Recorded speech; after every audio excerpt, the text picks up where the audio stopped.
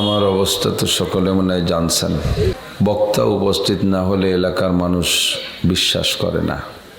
আজও ফজরের নামাজের পরে আমার মাকে দুধ খাওয়াইছি, কাপে করে দুধ খাওয়াইছি। এরপরে মাথার কাছে বসে আমি, আমার ছেলে, আমার বড় বোন, আমরা আরও কয়েকজন সূরা ইয়াসিন কোরআনে কারীম তিলাওয়াত করতেছি। এর ফাঁকে কোন ফাঁকে চলে গেছে জানি না। মরার কোনো সিমটম, লক্ষণও তাৎক্ষণিকভাবে মার চেহারা, চোখ ইত্যাদির মধ্যে আমরা টের পাই নেই। শত শত ওলামাই কিরাম আমার মার জানাজায় হাজির, সেদিক দিয়ে যথেষ্ট আনন্দ পেয়েছি। কিন্তু মা তো বাংলাদেশ স্বাধীনের পরে মায়ের কষ্ট দেখেছি। পাকিস্তানিরা আমাদের বাড়ি ভিটাঘাটা সব পোড়াই একেবারে সাফ করে দিছিল। 2 বছর এদিক ওদিক আত্মীয় স্বজনদের যাদের বাড়ি ছিল সেসব বাড়ি একটু একটু করে কাটায়। যখন আমি 3-4 বছর বয়স, সেই সময় বাড়িতে আব্বা একটা সোনের ঘর দিছে। আমরা ছোট ছোট অনেকগুলো ভাই বোন, আমার মায়ের আমরা 11টা সন্তান, আমি 8 নম্বর। তো 3-4টে বোনের বিবাহ হয়েছে, তার উপরে 2টা বোনের, আর বাকি সব ভাই বোন আমরা এক ঘরের ভিতরে। সোনের ঘর, মাটির ফ্লোর, খাট নেই, খেজুরের পাটি একটা কাঁথা কোনো মতো বিছাই দিতেন, পাটের ফেস্টো দিয়ে লেপ বানাইছেন। সকালে একটা রুটি, দুপুরবেলা সামান্য কটা ভাত, রাতের বেলা বেশিরভাগই খালি পেটে অথবা একটা আলু পোড়া, একটু আটার যাও, এভাবেই খেয়ে কাটাইছি। দিনের বেলা যদি দুপুরবেলা ভাত খাইছি, রাতের হাঁড়িতে 4টে ভাত রয়ে গেছে। রাতের বেলা মা বলতেন, তোমরা মা খাইয়া লোকমা লোকমা ভাগ করে খাও। আমরা খাইতাম, মা না খেয়ে শুয়ে থাকি। এখন আল্লাহ পাক প্রতিদিন বিরিয়ানি খাইলেও সে ব্যবস্থা আল্লাহ করে দিয়েছে, অভাব নেই। তো আলহামদুলিল্লাহ আমার মাকে আমি সাধ্য অনুযায়ী যত্ন করেছি। ছোট্ট পোলাপানের মতো ছোট হয়ে গেছে, 1.5 বছর বিছানে, বাচ্চাদের মতো প্যাম্পাস পরায় রাখছি মাকে। প্রত্যেক 3 দিনে এক বান্ডিল প্যাম্পাস শেষ হয়ে যায়, 650 টাকা। 1.5 বছর আমি সেভাবে মাকে পালতে সুযোগ পেয়েছি। দুঃখের কথাও মনে পড়ে, সুখের সময়ের কথাও মনে পড়ে। সব মিলে মা তো চলে গেছেন দুনিয়ায়, তো আর মাকে ডাক দিতে পারবো না কেউকে। সেই শোকাক্রান্ত অবস্থায় আপনাদের কাছে আসছি।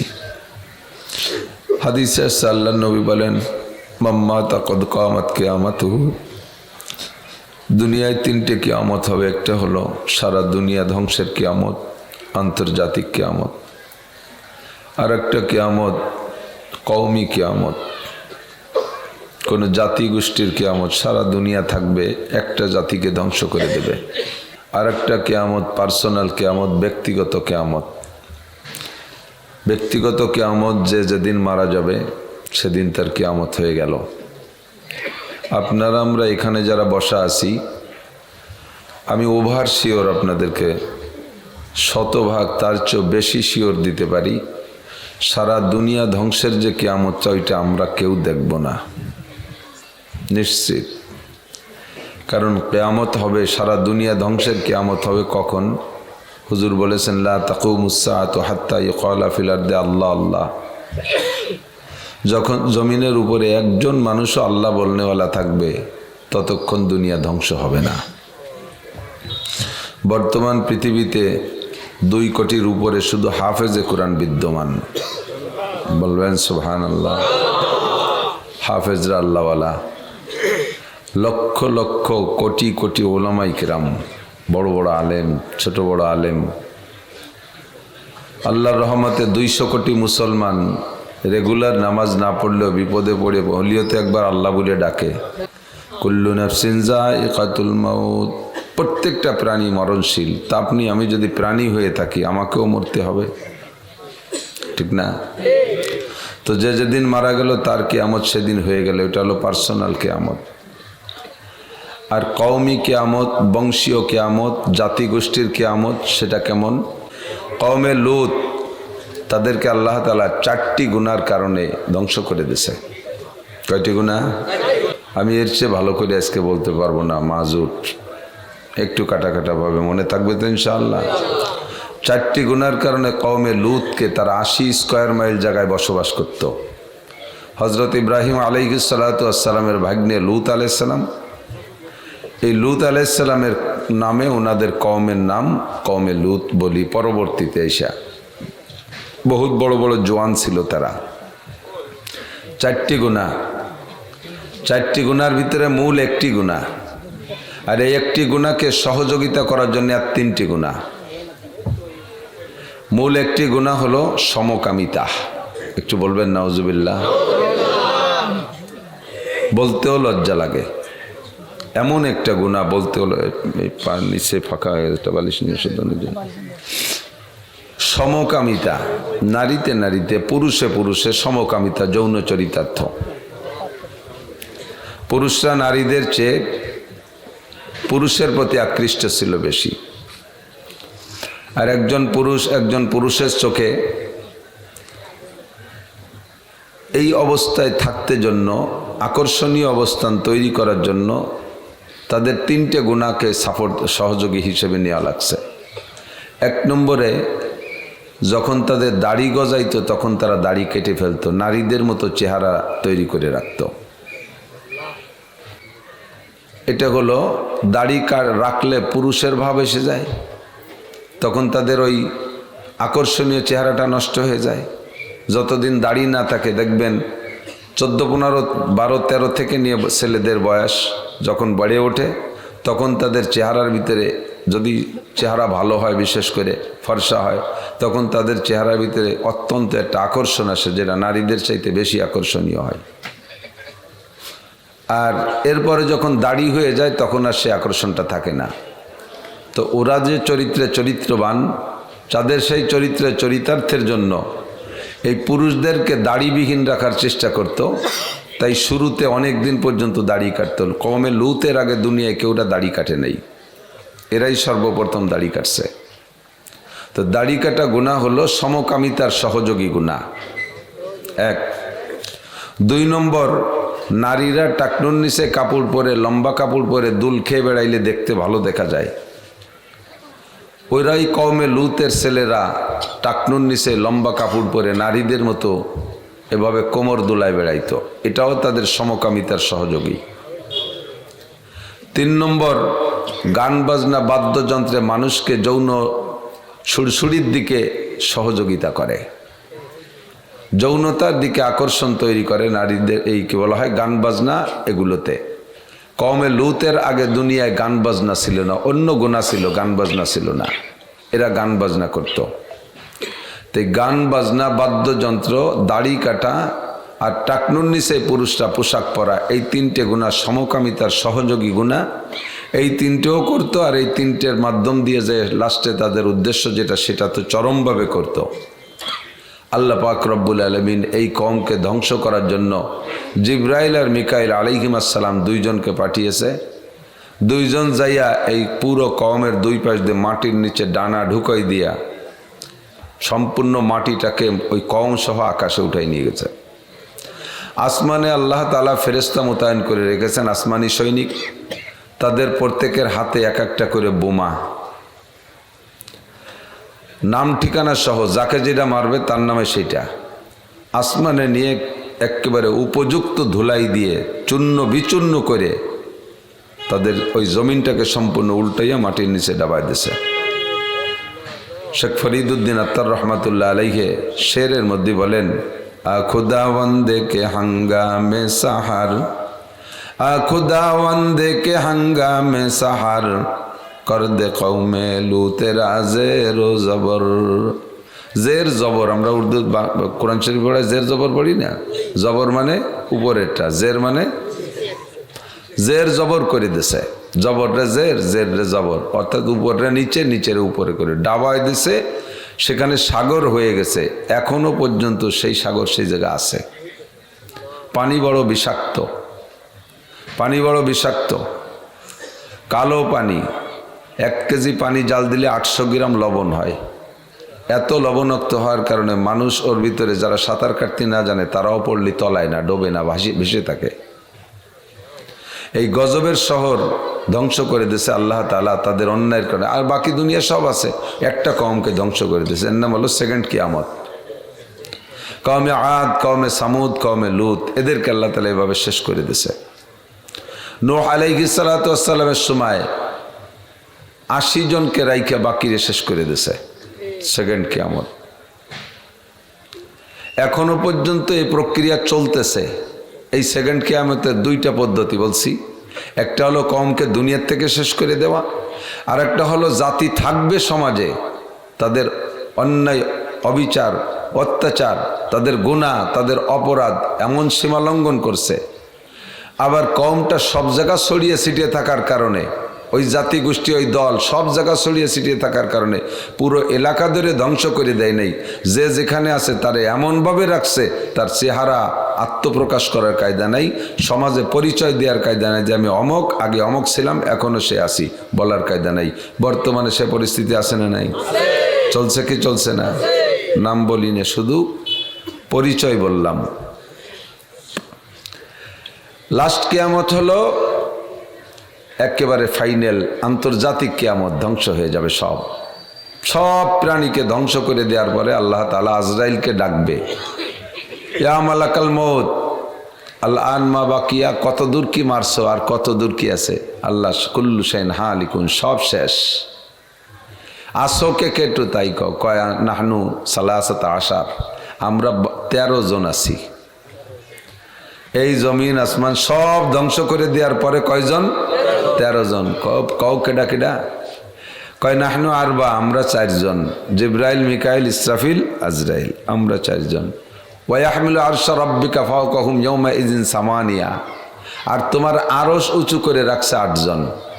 এই 8 আর 4 12 জন। দেখেন কেমন 12 জন, ভেরি ভেরি ইম্পর্টেন্ট 12 জন। একদিকে জিবরাইল, মিকাইল, ইসরাফিল, আজরাইল, এর কারে মারে আর কারে থই। আর ওদিকে আল্লাহর আরশ উঁচু করে রাখছে 8 জন, তার একজনরে মারলে তো আরশের একটা খুঁটি কাইতেও পড়ে যায়। কারে মারে আর কারে রাখে? আর আল্লাহ তো আল্লাহই, আর তুমি এই 13 জন আছি। আল্লাহ পাক বললেন, ওই তুমি বাদে আর যে 3 জন আছে, ওই বড় 4 জনের, ওই 3 জনের এক একজন করে জান কবজা করে আমার কাছে জমা দাও। জিবরাইল রে ডাইকা জানটা নিয়ে জমা দিছে, কোনো চুচেরা করার কায়দা নেই। মিকাইলকে ডাইকা জানটা নিয়ে কবজা জমা দিছে আল্লাহর হাতে। ইসরাফিল, যিনি যার সিঙ্গার ফুকে দুনিয়া ধ্বংস হয়ে গেছে, তার জানটা নিয়ে জমা দিছে। এখন কেডা কেডা আছে? কয় নাহনু আশারা, আমরা 10 জন আছি আল্লাহ। কেডা কেডা? আনতা ওয়া আনা ওয়া সামানিয়া, তুমি, আমি আর ওই 8 জন। এবার আল্লাহ পাক বলবেন, এবার ওই 8 জনের জান কবজা করো, ওদেরকে মেরে দাও। তো আজরাইল ইসলাম বলবেন, আল্লাহ এই 8 জনের জান যখন যদি কবজা করে ওদের মেরে ফেলি, তাহলে তোমার আরশ উঁচু করে রাখবে কেডা? ওরা তো তোমার আরশ ধরে রাখছে, তুমি তো আরশ নিয়ে হুড়মুড় করে পড়ে যাবা, তোমার আরশ ধরে রাখবে কেডা? আল্লাহ পাক বলবেন, তুমি কুলহুস সূরা পড়ো। কোন সূরা? ইখলাস। কুল হুয়াল্লাহু আহাদ পড়বেন আমার সাথে? 3 বার পড়বো। আর এইটা আমরা প্রত্যেকের মরহুমদের রুহের মাগফিরাত, এই সালে সওয়াবের নিয়ত করব। আর আজকে আপনাদের সবার কাছ থেকে কালেকশন করবো। এই 3 কুলহু আমার মারে দেবেন আপনারা।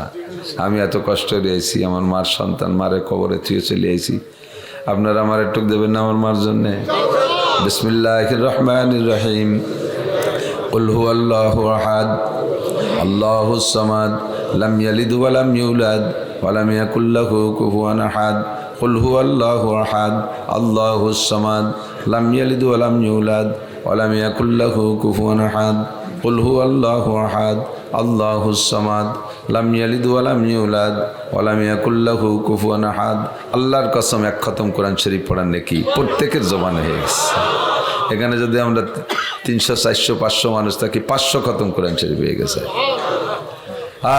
এসে গেছে একটু কয়ে যাই, ইযা মাতাল ইনসান ইনকাতা আনহু আমালুহু, মানুষ যখন মারা যায় সব আমলের দরজা বন্ধ। নামাজ, রোজা, হজ, যাকাত, তাসবিহ, তাহলিল, জিকির, ফিকির, তিলাওয়াত, তাহাজ্জুদ, ইশরাক, আওয়াবিন, চাষ, ফরজ, ওয়াজিব, সুন্নাত, নফল, মুস্তাহাব যত আছে, কোনো কিছু মরার পরে কি করা যাবে? সব দরজা বন্ধ। অথচ এর মাধ্যমে যে ইনকাম হইতো, এই ইনকাম আবার ব্যবহার হবে মরার পরে। এই ইবাদতের মাধ্যমে ইনকাম হয় টাকা না নেকি? টাকা না নেকি? নেকি। আর এই নেকি কি দুনিয়ায় কোনো কাজে লাগে? 500 নেকি দিলে একজোড়া বার্মিস স্যান্ডেল দেবে? দেবে? তো নেকি দিয়ে দুনিয়ায় কেনা যায় না, অথচ নেকি কামাই করতে হয় ওইসব ইবাদত দিয়ে। আর এই নেকি ব্যবহার হয় মরার পরে, ব্যবহার হয় মরার পরে। আর মরার পরে যে নেকি কামাই করার দরজা বন্ধ। তাহলে কি আর যায়? হুজুর কালে তাহলে তুমি 3 ইউনিটের একটা বিল্ডিং বানায় রেখে আসতে পারো। সারা জীবন কামাই করছেন, খাইছেন, কামাই করছেন, খাইছেন, লাস্ট ফিনিশিং 2 কোটি টাকা জমা করছেন। যে বুড়োকালে রিটায়ার্ড হয়ে গেছি, এই রিটায়ার্ডের পরে এই ছেলে মেয়েরা খাইতে দেয় কি না দেয়, ওরা তো সব বিদেশে চলে যাচ্ছে, পরে বুড়ো বুড়িরে বৃদ্ধাশ্রমে ফেলাই দিয়ে যায় নাকি। তো বুদ্ধিমান সচেতন যারা, তারা কি করে, এই 2 কোটি টাকার 1 কোটি টাকা দিয়ে একটা বিল্ডিং বানায়, আর 1 কোটি টাকা হয়তো রেখে দেয় কাছে, অথবা 2 কোটি টাকা দিয়ে সুন্দর একটা বিল্ডিং বানাবে, 3 ইউনিটের বড় বিল্ডিং। 3টে পরিবারের ভালো মানে যদি ভাড়া দিতে পারে, তাহলে 3 ইউনিট থেকে 3 10 3 20 60,000 টাকা মাসে আসবে। তাতে বুড়ো বুড়ির ওষুধ পানি খাবার দাবারের ব্যবস্থা হয়ে যাবে, ঠিক না? তো নবী পাক বলেন, যখন তুমি মারা যাবা তখনও তুমি 3 ইউনিটের একটা বিল্ডিং খুলে রেখে আসতে পারো। কি কি ইউনিট? 1 নম্বরে সদকায়ে জারিয়া, 2 নম্বরে ওয়ালাদিন সালিহিন ইয়াদউলা, 3 নম্বরে ইলমিন ইউনতাফাউ বিহি। আল্লাহ আল্লাহ আল্লাহ আল্লাহ আল্লাহ। আমার মা 2টা একেবারে ওভারশিওর ঠিক করে দিয়ে গেছে, যেহেতু মার অর্থ নেই। তারপরও আমার মা, আমি কিছু কিছু পয়সা মার কাছে দিতাম।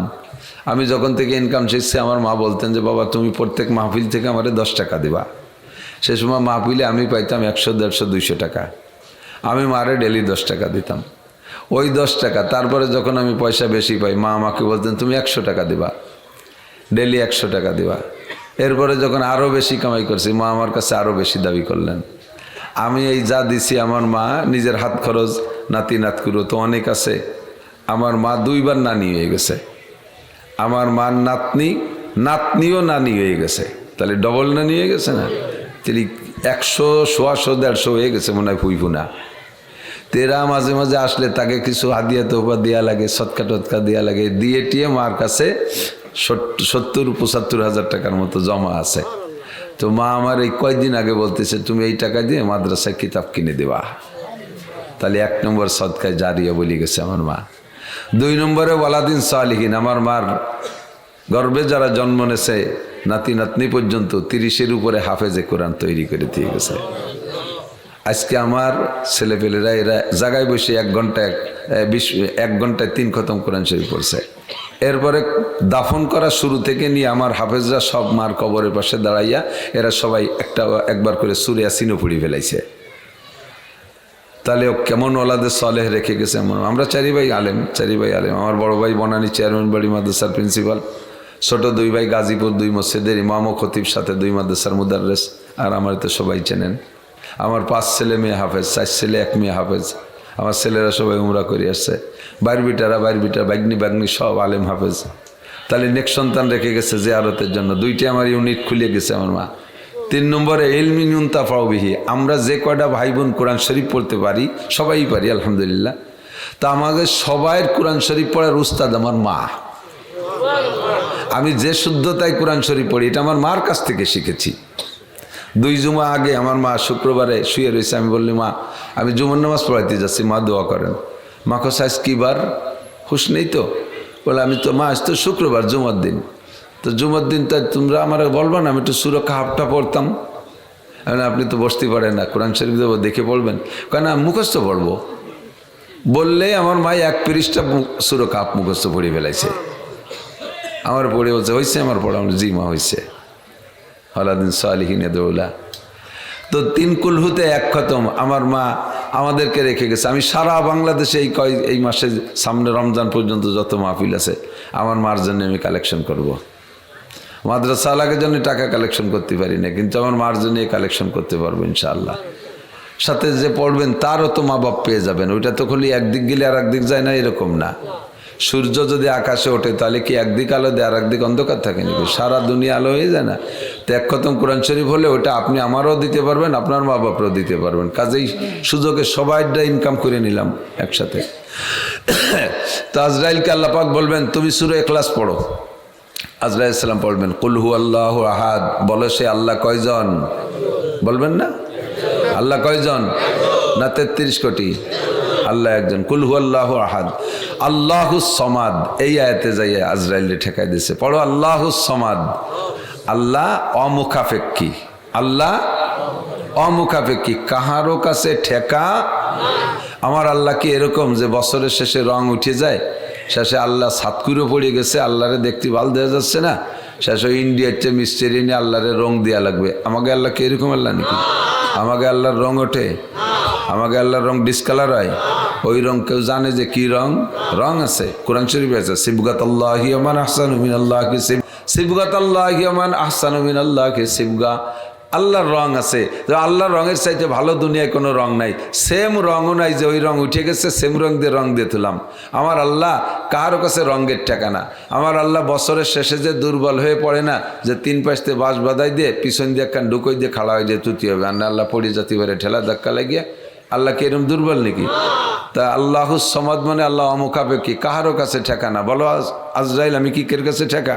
কয় না আল্লাহ তুমি কের কাছে ঠেকানা। তাই তুমি যদি কও যে আরশ বহন করে আর জন্য মারিয়ে ফেললে আমি পড়ে যাবানি, তাহলে ওর কাছে আমি ঠেকা হয়ে গেলাম না? কথা কন জি? আল্লাহ আমার খেয়াল ছিল না জি। তোমারও ওকে মেরে দাও। যখন বুঝলেন যে আল্লাহ ঠেকানা, ওই 8 জনরে মেরে দিছে। আল্লাহর আরশ যেখানে আছে তেমনই রয়ে গেছে, আল্লাহ একটু নড়ে চড়ে নেই। 8 জনরে মারার পরে এখন কালান মা বাকিয়া, আজরাইল কেডা কেডা আছে? কান্তাওয়ানা, নাই কেউ, তুমি আর আমি 2 জন আছি। আল্লাহ কয় আমার সম্পর্কে তোমার অভিজ্ঞতা আছে? আমি কেডা? কয় তুমি তো তুমি। কয় না, আর একটা গুণ আছে, আনা হাইয়ুন কাইয়ুম, আনা হাইয়ুন কাইয়ুম। আমি আল্লাহ তাআলা হাই কাইয়ুম, আল্লাহু লা ইলাহা ইল্লা হুয়াল হাইয়ুল কাইয়ুম। আমি হাই, আমি চিরস্থায়ী চিরঞ্জীব। কাইয়ুম, আমি চির অবিনশ্বর, আমি ধ্বংস হই না। কুল্লু শাইন হালিকুন, সব ধ্বংস হবে, ইল্লা ওয়াজহুল্লাহ, থাকবে শুধু আমার চেহারা। তাহলে কি বলতে চাচ্ছ আল্লাহ? একটু ভালো করে বুঝোই কও। কয় তাহলে বলতে চাচ্ছি আমি বাদে সব যে তোমার হবে শেষ হবে, কাজে এবার তোমার জানটাও দাও। তুমি তো একা আছো, আমি বাদে তোমার জানটা দাও। আজরাইলকে আল্লাহ আমারও মরতে হবে, আমারও মরতে হবে। আল্লাহ কয় তোমার মরতে হবে না, তুমি কোরআন শরীফের আয়াত পড়ে দাও। ওর মধ্যে কি লেখছে? কোন আয়াত পড়বো? কয় পড়ো, কুল্লু নাফসিন যায়কাতুল মাউত, কুল্লু নাফসিন যায়কাতুল মাউত, সমস্ত প্রাণী মরণশীল, ঠিক না? তাহলে আজরাইল বলো তুমি কি প্রাণী না অপ্রাণী? যে আল্লাহ আমি তো প্রাণী। তা আমার এই কথা ঠিক রাখার জন্য তোমাকেও মরতে হবে। তা আমি তো সবাই রে মারলাম, আমারে কে মারবে? তুমি আত্মহত্যা করবা, তুমি আত্মহত্যা করবা, পিস্তল দিয়ে মাথায় বাঁধাই দিয়ে গুলিয়ে দেবা, সিটে পড়ে যাওয়া।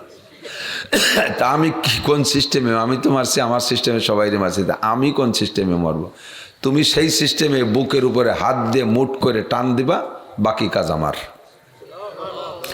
আজরাইল বুকের উপরে হাত দিয়ে মুঠ করে টান দিছে, আর আল্লাহ কয় ওয়াইদা আরাদা শাইআন আইয়াকুল লাহু কুন ফায়াকুন।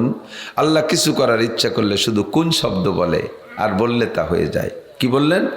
কুন মাইয়াতান, ইয়া মালাকাল মাউত কুন মাইয়াতান, আজরাইল তুমি মরে যাও। বলার সাথে সাথে তার মুঠের মধ্যে তার জান বেরোয় চলে আসছে। এই আজরাইলের জান বেরোনোর সময় আজরাইল এমন একটা চিৎকার মারবে, যদি পৃথিবীতে সমস্ত প্রাণীগুলো, সমস্ত ফেরেশতা সহ সব প্রাণী বেঁচে থাকতো, তার জান বেরোনোর সময় যে চিৎকার একটা আওয়াজ দিবে, ওই আওয়াজ যদি সবার উপস্থিতিতে দিত, সমস্ত প্রাণী কলজে ফেটে মারা যাইত। এত জোরে। আজরাইল কতটুক? আজরাইলের মূল বডি কতটুক তা তো জানি না। সারা পৃথিবীতে যত পানি আছে, আজরাইল যদি তার মূল বডি রূপ ধারণ করে, সারা পৃথিবীর সমস্ত পানি তার মাথায় ঢেলে দিলে মাথার তালু ভিজে চুলের আগা পর্যন্ত আসবে না। সারা পৃথিবীতে কি 10 মণ পানি হবে না? 500 মণ পানি। তো পানি কট্টুক আছে সবাই জানা আছে। 7 সমুদ্র 13 নদী বাংলায় কয়, বাকি নদ নদী তো খালি ওই কয়টা না, কুচো নদীর তো নাম কই নেই। সব জায়গা পানিতে বড় না। এই আটলান্টিক মহাসাগর, বঙ্গোপসাগর, আরব সাগর, প্রশান্ত মহাসাগর, ভূমধ্য সাগর, সব সাগর ভরা পানি। এত পানি আজরাইলের মাথায় ঢালি দিলি মাথার তালিও ভেসবে না। মাথাটা কত বড়! খালি মাথাই বড় না, সারা গা সাইজ মতো। সারা গা সাইজ মতো এত বড় বডিওয়ালা ব্যক্তি যদি চিৎকার মারে তাহলে আসমান জমিন ফেটেই যেতে পারে। ওদিন উনার মরণ হয়ে যাবে, থাকবে কে? আরে ভাই কে? আল্লাহ। কুল্লু শাইন হালিকুন ইল্লা ওয়াজহুল্লাহ, সব সেদিন শেষ হয়ে যাবে। তবে আমি জানি না সেই দিনটা কবে, আমি শুধু বার জানি আর আমি শুধু তারিখ জানি, কিন্তু সাল জানি না। মাসের তারিখ জানি, মাসের নাম জানি, আর বার জানি কবে হবে। মুহররম মাসে হবে এইটা জানি, মুহররমের 10 তারিখে হবে এইটাও জানি, এবং শুক্রবারে হবে এইটাও জানি। ওই আন্তর্জাতিক কিয়ামত, ইযা ওয়াকাতিল ওয়াকিয়া লাইসা লিওয়াকাতিহা কাযিবা, ওই 10 তারিখের ঘটনা ঘটবে, এর মধ্যে কোনো সন্দেহ নাই। লাইসা লিওয়াকাতিহা কাযিবা, ঘটনা ঘটবে কেমন? ইজা জুলজিলাতিল আরদু জিলজালাহা, সর্বপ্রথম নিচের থেকে ইসরাফিল আলাইহিস সালাম সিংহায় ফুঁক দেবে।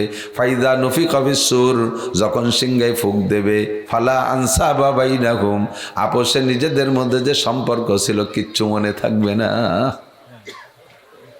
বিশ্বাস হয় না?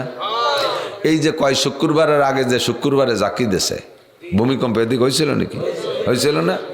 ফেসবুক যারা দেখেন তারা সাক্ষী দেন, এরকম ঘটনা দেখছেন কিনা? বাপে ছোট্ট একটু পোলা নিয়ে মার্কেটে গেছে, কেনাকাটার ভাগ দিয়ে জাকি দিয়েছে, ছেলেটার খবর নাই, ওরে ফেলাইছে, বাপ চেল্লা দৌড় শুরু করছে।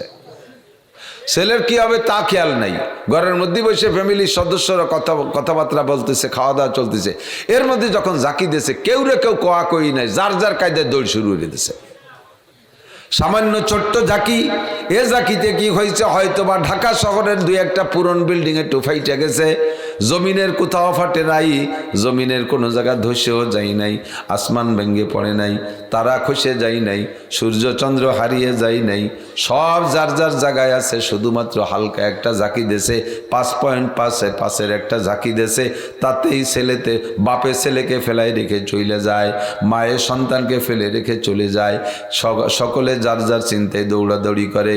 আল্লাহ পাক বলেন, ফাইদা নুফিখা ফিস-সূরি ফালা আনসাবা বাইনাহুম, এই বিশাল দুনিয়াকে ধ্বংস করার জন্য যখন সিংহায় ইসরাফিল ফুঁক দেবে, তখন আপন কের সাথে কের কোনো পরিচয় দেওয়ার সুযোগ থাকবে না। আল্লাহু আকবার। ওই দিন কেমন হবে? ওয়াতাদাউ কুল্লু যাতি হামলিন হামলাহা ওয়া তারান নাসা সুকারা আমা হুম বিসুকারা ওয়ালাকিন্না আযাবাল্লাহি শাদীদ। এমন একটা পরিস্থিতি হবে দোস্ত, অযুবক তুমি মনে রাখো, আমরা সেইটা দেখব না, কিন্তু আমরা সেম আরেকটা দেখব। সেটা হলো দ্বিতীয় সিংহায় ফুঁকের পরে হাসরের মাঠে সকলে উঠবে, সেদিন এমন একটা পরিস্থিতি হবে। আল্লাহু আকবার। ওয়া তারান নাসা সুকারা, মানুষকে তুমি মাতালের মতো দেখবা। মাতাল বোঝেন? কারে কয় কোন তো? পাগল আর মাতাল এক না। মদ খাইলে মাতাল হয়, মাথা গোল হলি পাগল হয়। গোল হয় মাথা, কয় পাগল, পাতো লম্বা জীবন বইয়া। মাথায় সমস্যা হলি পাগল, আর মদ খাইলে তারে কয় মাতাল। মদ খা মানুষ দেখছেন নাকি? দেখছেন না? তাই তো এলাকায় আছে যথেষ্ট শুকনিয়া। আল্লাহ, আমি যাই ওই বিশ্ববিদ্যালয়ের পাশ দিয়ে যখন রাত্রে যাই, ওই সময় ওই মাতালকের সাথে আমার দেখা হয়। দেখি যে 3-4 জন এই সিঙ্গেলে আটে না, দড়ি একে অপরকে দড়ি আটে। গরু 5-6টা বাঁধতে ডাঙ্গাইতে বিলিতে শাড়ি দিতে না, বাড়ি আসতি গরু সাজরানু কয়ে রে, এই গরু সাজরানুর মতো দড়ি এরকম কুটি কুটি জাহি দেয়। কেউ যেন স্লিপ করতেছে এরকম যোগ দেয়, এরকম করে শূন্য শূন্য টেনে লম্বা লম্বা গেছে। আর দেখলি বোঝা যায় মাল খাইছে। তা আমি ড্রাইভারে কই যে এরা এরকম যাকে খায়, কুটি কুটি ঝুল দেখে, হুজুর মাল খাইছে বলে তাল হারাই ফেলাইছে। এর নাম মাতাল। মাল খাইছে, তাল হারাই ফেলছে। মালের মা আর তালের তাল, এর নাম মাতাল। এই মাতাল এগে বলে সুকারা। তো মদ খা, বেশি মদ খা মানুষ যেমন হুশ জ্ঞান থাকে না, এলোমেলো করে, হাসরের মাঠে মানুষ ওই রকম হবে। দুইয়ে মাঠে, প্রথম ফুকের সময়ও আর শেষ দ্বিতীয় ফুকের সময়ও। অতারান নাসা সুকারা, আল্লাহ কায়ামা হুম বিসুকারা, অথচ একজনও মদ খাই নেই।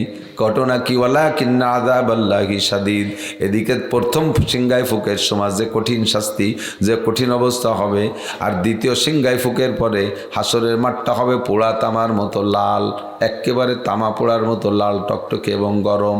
সূর্য থাকবে মাথার মাত্র 4 আঙ্গুল উপরে।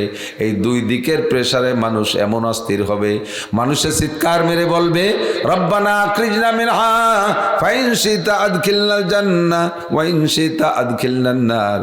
আল্লাহ তুমি এই মাঠ থেকে আমাদেরকে বের করো, মনে চাইলে ভেস্তে দাও, মনে চাইলে দোজখে দাও, কিন্তু এই মাঠে তো সহ্য করতে পারতেছি না। পরিস্থিতি বোঝেন, মাথার 4 আঙ্গুল উপরে সূর্য থাকলে পায়ের নিচে জমিনটা কেমন পোড়া পড়তে পারে। 9 কোটি 30 লক্ষ মাইল দূরে, জমিনের থেকে 9 কোটি আরো 30 লক্ষ মাইল দূরে আছে বর্তমান সূর্য। এখন শীতকাল, তাই দেখবেন যে পরিষ্কার যদি থাকে, আকাশে কুয়াশা না থাকে, সারাদিন টনটনে রোদ থাকে, তাই রোদের মধ্যে কিছুক্ষণ থাকা যায় না। চৈত্র বৈশাখ মাসে কি অবস্থা, মধ্যপ্রাচ্যে যে দেশে গরমের দেশ, সে দেশে কি অবস্থা। যাই তো হজে উমরায় যাই তো দেখি তো কি গরম, রাত ভর বাতাস আসে, কেমন যেন আগুন আসতেছে। দিনের বেলা বাহিরে দাঁড়ানো যায় না, কোনো পাথরের উপরে খালি পায়ে দেওয়ার কায়দা নাই, বালুর উপরে দাঁড়ানোর কায়দা নাই। জাবালে মালাইকা, বদর প্রান্তে আছে জাবালে মালাইকা, বালির পাহাড়। ফেরেস্তারা 5000 ফেরেস্তা বদরের যুদ্ধের জন্য আল্লাহ যে 5000 ফেরেস্তা পাঠাইছিলেন, ওই ফেরেস্তারা ল্যান্ড করছিলেন যেই পাহাড়ের উপরে। পাহাড়টা সম্পূর্ণ বালুর পাহাড়, স্বর্ণের মতো চিকচিক করে, সোনালি কালারের বালি, বিশাল উঁচু পাহাড়। ভাবলাম যে ফেরেস্তারা জিব্রাইলরা নামছিলেন এখানে, তা আমি একটু নামিয়ে যাই। গাড়িতে নামিয়ে জুতা পায়ে উঠতে গেছি, জুতার ফাঁক দিয়ে একটা বালু ঢুকছে, মনে হয় যেন সেই জায়গা ফুসকা পড়িয়ে গেছে। তো এই যে গরম, এটা সূর্যে কত উপরে তার গরমে এই অবস্থা মাটিতে, আর সূর্যটা মাথার 4 আঙ্গুল উপরে, পায়ের থেকে 3.5 হাত দূরে। বলেন কি অবস্থা হবে, পুড়ে তামা লাল টকটকে। মানুষ পাগল হয়ে বলবে, রব্বানা আখরিজনা মিনহা ফাইন শিতা আদখিলনাল জান্নাহ ওয়া ইন শিতা আদখিলনান নার। মনে চাইলে ভেস্তে দাও, মনে চাইলে দোজখে দাও, এই মাঠ থেকে বের করো। এমন একটা পরিস্থিতি হবে। তো এই যে প্রথম সিংগাই ফুকের দ্বারা দুনিয়া ধ্বংস হবে, এটা কবে হবে? আল্লাহ পাক রব্বুল আলামিনের পক্ষ থেকে জিবরিল ঈসা নবী আলাইহিস সালামকে জিজ্ঞেস করেছেন, ভাই ইয়া রাসূলুল্লাহ মাতা সা, হুজুর এই দুনিয়াটা ধ্বংস হবে, আন্তর্জাতিক কিয়ামত কবে হবে, মাতা সা? হুজুর বলেন, মাল মাসউলু আনহা বিআলামা মিনাস সাইল। ও ভাই, এ ব্যাপারে তোমার চাইতে আমি একটুও বেশি জানি না। জিবরাইল এবার বললেন, তাহলে হুজুর যদি না জানেন কবে হবে, অমা ইমারতুহা, তার কিছু পূর্বাভাস কি বলতে পারবেন? বৃষ্টি আসবে তার পূর্বাভাস, আগে ঠান্ডা ঠান্ডা বাতাস আসে, কতক্ষণ ঠান্ডা বাতাসে বোঝা যায় যে ওই পাড়ে দিয়ে বৃষ্টি নামতেছে, শা শা শব্দ হয় বোঝা যায় বৃষ্টি আসতেছে, অগ্রিম একটু বাতাস আসে বোঝা যায় বৃষ্টি আসতেছে। দুনিয়াটা ধ্বংস হবে, এর পূর্বাভাস অগ্রিম কোনো আলামত বোঝা যাবে কিনা? হুজুর বলেন, হ্যাঁ তা আমি কিছু জানি, মেরাজে যাই আল্লাহ পাকের কাছ থেকে আমি শুনে এসেছি, সেই হিসেবে আমি বলতে পারি কিয়ামত পূর্ণ কিয়ামত হবে, তার আগে অবস্থা এমন হবে। কয় কি হবে? হুজুর বলেন, আমার দিকে এই 3-4টে কথা বলে শেষ করে দেব। আনতালিদাল আমাতু রব্বাতাহা, আমার দিক আনতালিদাল আমাতু রব্বাতাহা, যখন দেখবা বান্দির বাচ্চা প্রেসিডেন্ট হচ্ছে, বান্দির বাচ্চা মন্ত্রী হয়, বান্দির বাচ্চা এমপি হয়, বান্দির বাচ্চা উপজেলা চেয়ারম্যান হয়, বান্দির বাচ্চা চেয়ারম্যান হয়, বান্দির বাচ্চা মেম্বার হয়। বান্দির বাচ্চা বোঝেন, আজ থেকে 30 বছর আগে যার মা বাড়ি বাসায় বাসায় কাম কাজ করে বেড়াতো বান্দির মতো, 30 বছর পরে এসে আঙ্গুল ফুলে কলা গাছ, এই বান্দির বাচ্চা সমাজের মাতুব্বার হবে। খুঁজলি পাওয়া যাবে কি যাবে না? যাবে কি যাবে না? এই বাড়ির ধারে রাষ্ট্র নরেন্দ্র মোদী, সে কিন্তু চার দোকানদার ছিল, 4 দোকানদার ছিল। ট্যাম্পের ইতিহাসও তাই। আরে এই সমস্ত বড় বড় দামলা যেগুলো, সবগুলোর পিছনের অবস্থা এই। আনতালিদাল আমাতু রব্বাতাহা, এক তর্জমা, বান্দির বাচ্চা প্রেসিডেন্ট হবে। ইজা উসিদাল আমরু ইলা গায়রি আহলিহি ফান্তাজিরিসা, এই চেয়ারটা বড় দামি চেয়ার, কাউন্সিলের চেয়ারটা বড় দামি চেয়ার, ও জায়গা বসবে যে তার নামই চেয়ারম্যান। নাম কি? চেয়ারের সাথে চেয়ারম্যান, ঠিক না? বড় দামি চেয়ারম্যান। এই জায়গাটা বসার জন্য লাগবে কেমন একটা মানুষ। একদিকে দাঁড়াইছে এক গাঁজাখোর, আর একদিকে দাঁড়াইছে একজন মৌলানা অথবা কলেজের একজন প্রফেসর। এই কলেজের প্রফেসর একজন MA পাস ভদ্রলোক, মৌলানা সাহেব তো মৌলানা সাহেব। এই মৌলানা পাইছে 1600 ভোট, আর এই কি বলা হয় প্রফেসর সাহেব পাইছে 2000, আর গাঁজাখোর পাইছে 3500। এই চেয়ারে বসবে যারা, তারা জায়গা পাইনি, গাঁজা করে এসে চেয়ার দখল করছে। आदमी आगम शुदंदे मुल्क खुदा खर गिरे सदर नशीन सद से गालो जाग जागन पुरकशीद इज्जते दाना गुजश्तो नौबते नादा रसीद कब कहो मादर गुजश्तो जाग जागन पुरकशीद जागा हा जागा गिरफ्तो बुलबुला हैरा परीद सोहबते आदिल गुजश्तो दौरे बे आदिल रसीद। फुल बागाने जे देखी फुलेर उपरे एक फुलेर पर काक बसा, আর একটার পর বুতুম পেছে বসা, আর একটার পর শকুন বসা, আর এক ফুলের পর সিল বসা, আর একটার পর বাস পাখি বসা। এইভাবে ফুলগুলো দখল করে রাখছে যত আইরু বাইরে আদাইমি বাদাইমি পাখিতে। আর বুলবুল পাখি যে ফুলের উপরে বসার যোগ্য, সে কোনো ফুল খুঁজে পাচ্ছে না, সে ফুল খুঁজে পাচ্ছে না। সুৎখর ঘুষখর মাগিবাজ ফাঁকিবাজ লম্পট লুচ্চ বদমাইশ টোন মারে মন মারে রাস্তা মারে খাল মানে ভিজিএফ কাঠ মারে, পঙ্গু ভাতা বেশি খায় বয়স্ক ভাতা করতে যে বেশি খায় পয়সা নেয়। আছে না এরকম ভালো ভালো মানুষ? রাস্তা মারে খাল মারে কারেন্টের খাম্বা তার সহ গিলে খেয়ে ফেলায় দেয়।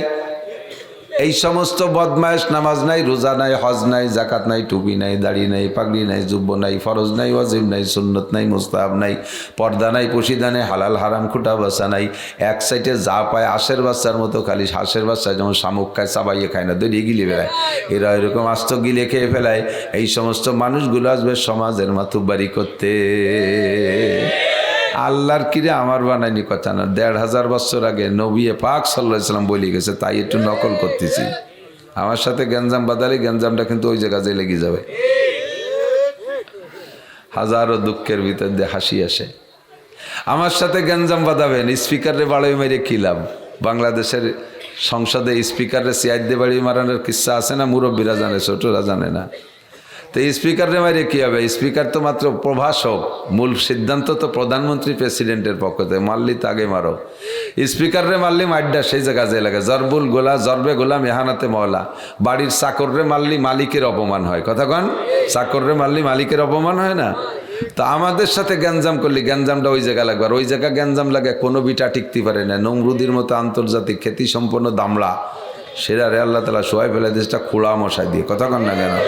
ফেরাউনের মতো এত বড় বিশ্ববিখ্যাত আবাল, তারে আল্লাহ পানিতে চুবই মারছে। কারুনের মতো আন্তর্জাতিক খ্যাতি সম্পন্ন ধনী বড় লোক, কত বড় লিডার, তারে আল্লাহ তাআলা মানুষের চুবনি খায় পানির মধ্যে চুবনি খায়। এ শয়তান চুবনি খাইছে মাটির মধ্যে। কপাল খারাপ হলে এরকম উল্টো পাল্টা হয়ে যায়, ঠিক না?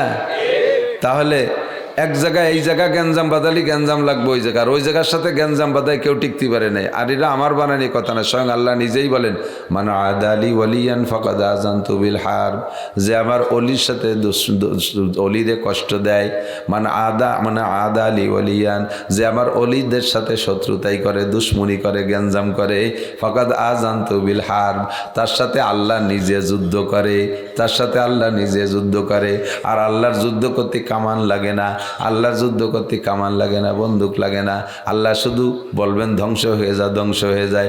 দেখেন বাস্তব আলামত। এর মধ্যে আমলিগের লোকও আছেন, মন খারাপ করবেন না, শুধু শিক্ষা নেওয়ার জন্য বলতেছি।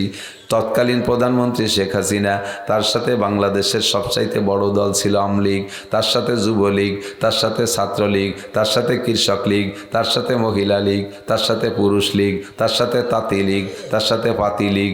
বাংলাদেশের যত প্রশাসনের যত দল আছে, আর্মি, বিডিআর, নৌবাহিনী, বিমান বাহিনী, পুলিশ, র্যাব, কুবরা, আনসার মানসার যা আছে সব সেই সময় হাসিনের হুকুমে উঠে বসে না।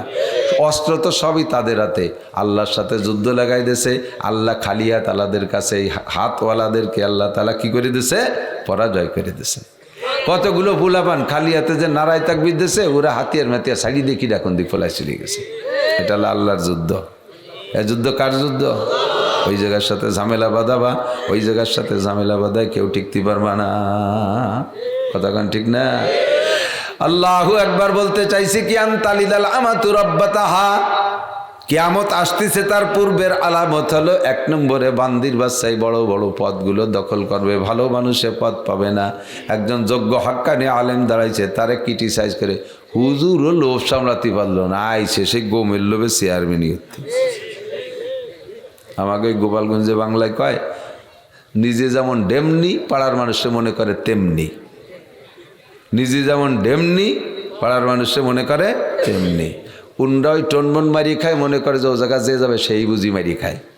আপনাদের যশোরের সন্তান মুফতি অক্কাশ সাহেব মণিপুরের এমপি, মনিরামপুরের এমপি ছিলেন এরশাদ সাহেবের আমলে। একই টাইমে এরশাদ সাহেবের কাছে মন্ত্রী এমপিদের জমা দেওয়া লাগতো, টিএ বিল দেখানো লাগতো, ওনার কাছে সই হতো। প্রেসিডেন্ট তো প্রেসিডেন্সিয়াল দেশ ছিল, তো এক টেবিলে বসে একজন মন্ত্রী সে টিএ বিল করে নিয়ে গেল 10 লাখ টাকা, আর একজন 5 লাখ, আর একজন 7 লাখ, 2 লাখ, 3 লাখ, 1 লাখের নিচে কেউ নেই। আর মুফতি অক্কাশ সাহেব উনিও মন্ত্রী, উনি তো ধর্মমন্ত্রী, উনি টিএ বিল করছে 35 টাকা। হাসতেছে, হুজুর কি 35,000 না 35 লাখ কি লেখছেন? কয় না স্যার শুধু 35 টাকা। এ কি বিল? কয় যে আমি তো সংসদে আসি, বাইসাইকেল চালাই, কয়টা লিক হয়েছিল তাই সাথেই কয়টা লাগছে।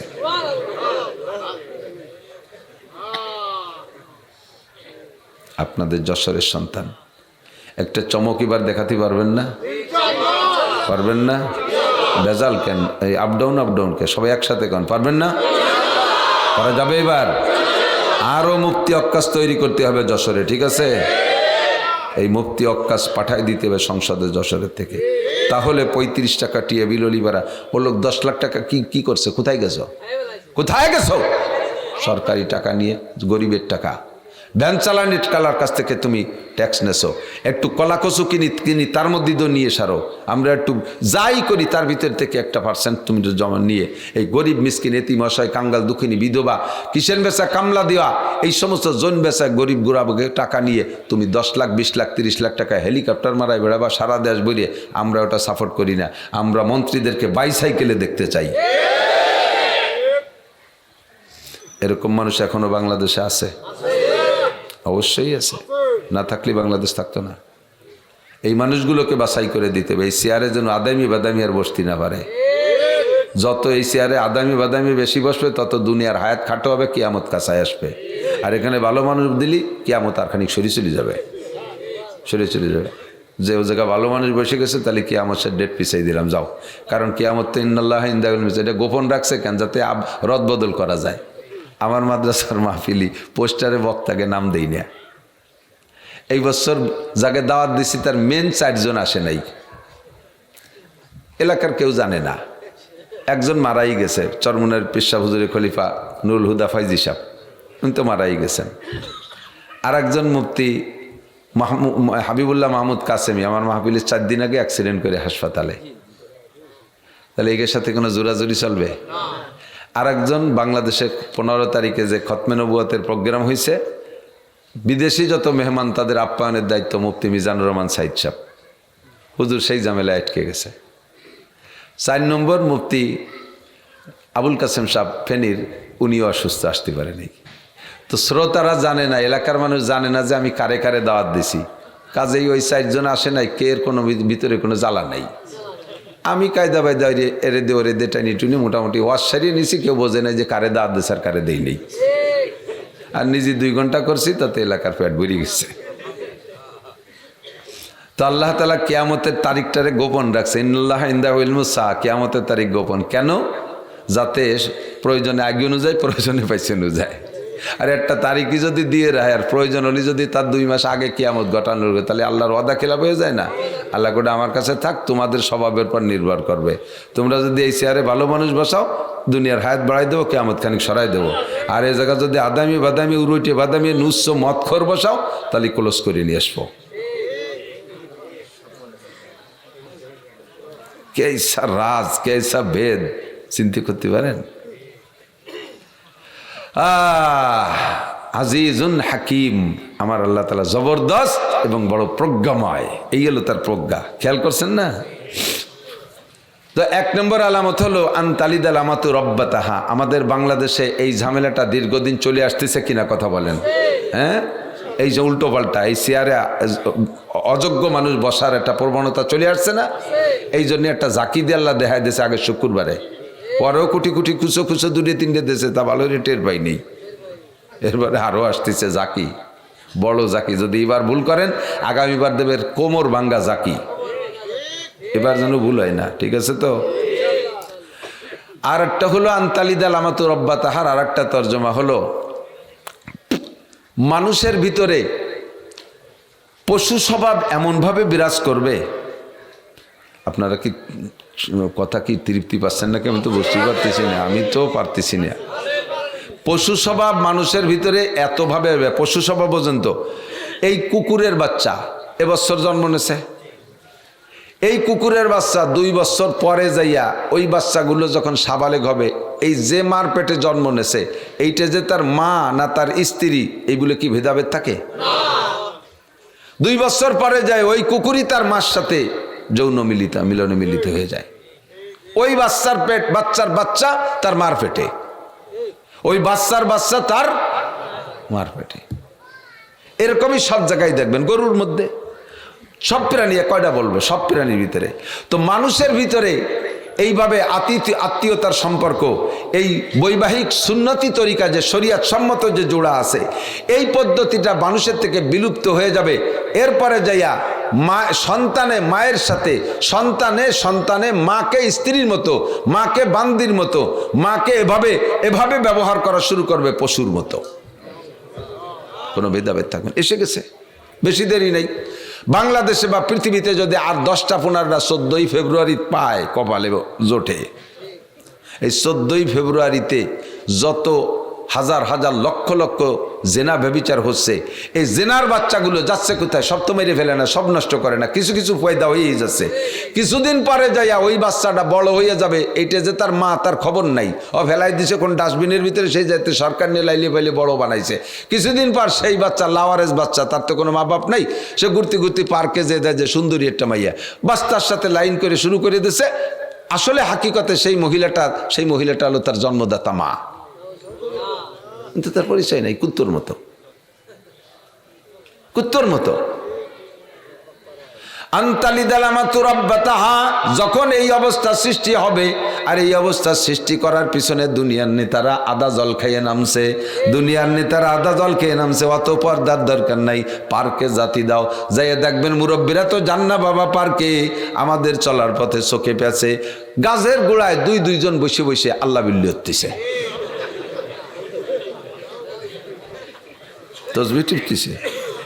তসবি টিপতেছে, সুবহানাল্লাহ পড়ে না, খালি তসবি টিপে।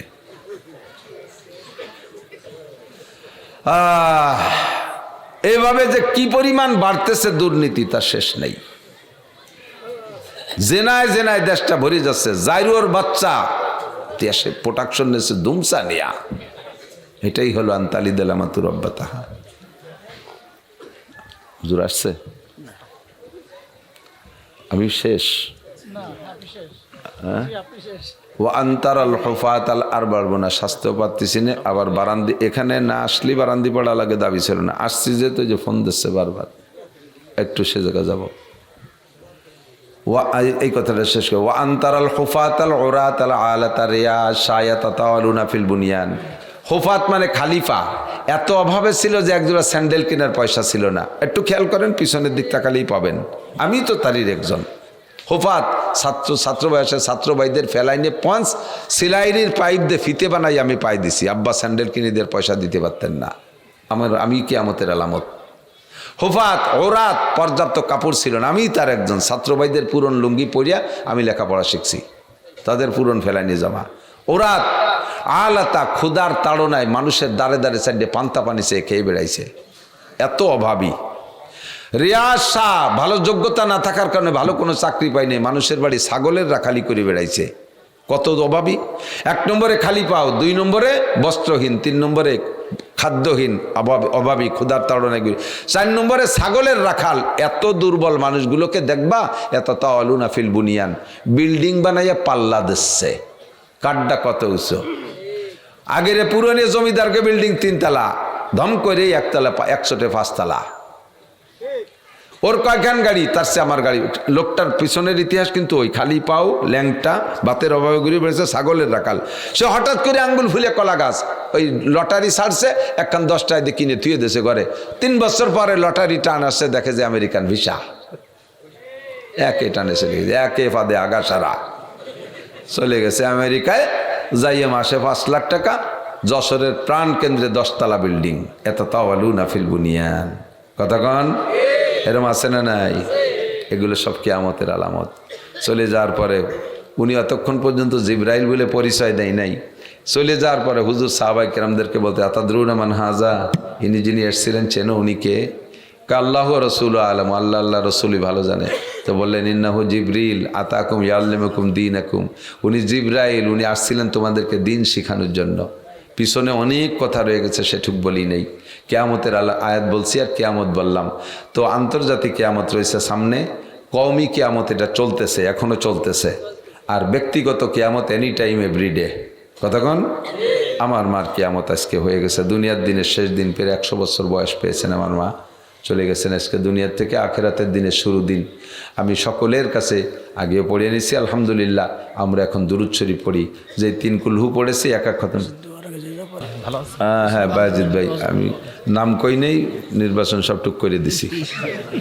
এই যে আপনাদের এই সিটের প্রার্থী ইসলামী আন্দোলনের থেকে, ইসলামী আন্দোলনের পর আইনজীবী সুপ্রিম কোর্টে, তাও ঢাকায় আলহামদুলিল্লাহ।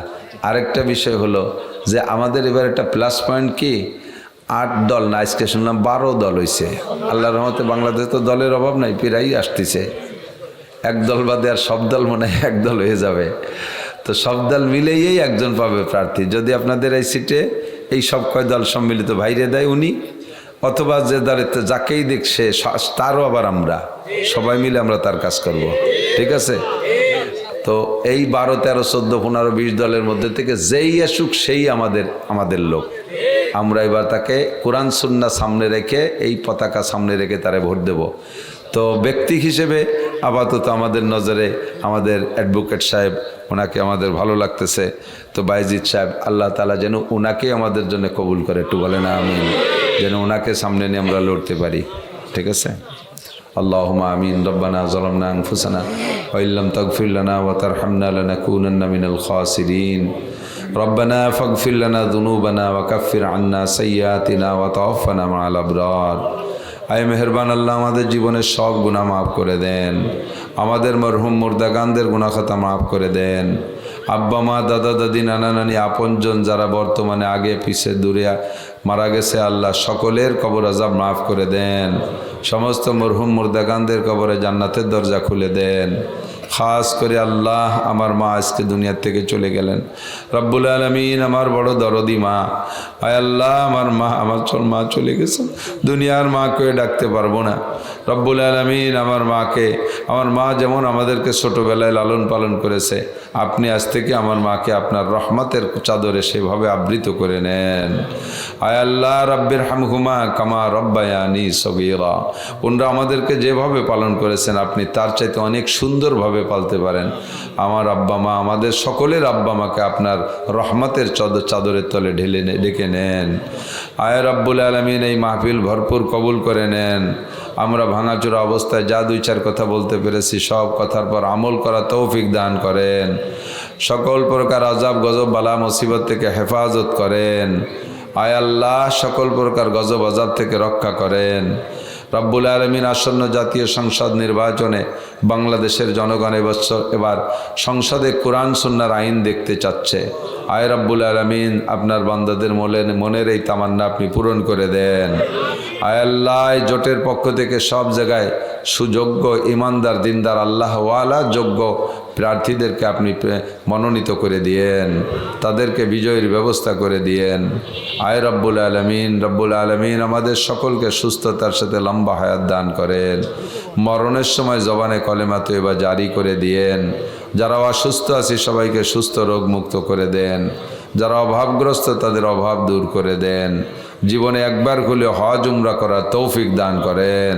একবার হলে হজ উমরা করার তৌফিক দান করেন। যারা গিয়েছি তাদের বারবার যাওয়ার তৌফিক দান করেন। রব্বিরহামহুমা কামা রাব্বায়ানি সগীরা। আয় আল্লাহ, যুব সংগঠন সহ যারা এখানে কাজ করেছে সকলকে আপনি কবুল করে নেন। সাল্লাল্লাহু তাআলা আলা খায়রি খালকিহি মুহাম্মাদিন ওয়া আলিহি ওয়া আসহাবিহি আজমাইন বিরহমাতিকা ইয়া আরহামার রাহিমিন।